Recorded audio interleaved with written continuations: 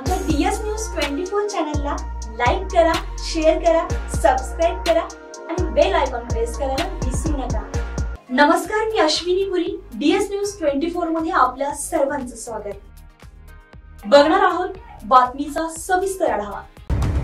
माळशेज घाटामधून एक मोठी बातमी समोर आली आहे। कल्याण नगर महामार्गावरील माळशेज घाटामध्ये दरड कोसळल्याची घटना घडली आहे। महामार्गावरून जात असताना रिक्षावर अचानक दरड कोसळल्यामुळे काका पुतण्याचा मृत्यू झालाय।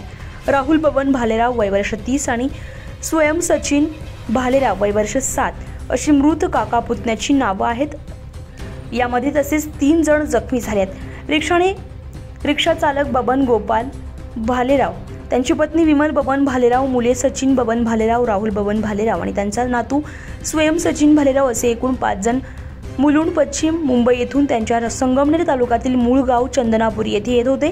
दरम्यान माळशेज घाटामध्ये त्यांच्या रिक्षावर दरड कोसळून त्यामध्ये राहुल बबन भालेराव आणि स्वयं सचिन भालेराव या दोघांचा जागीच मृत्यू झालाय।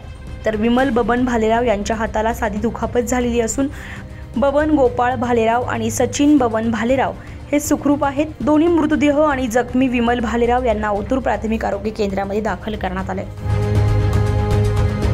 डीएस न्यूज 24 साठी अश्विनी पुरी, माळशेज।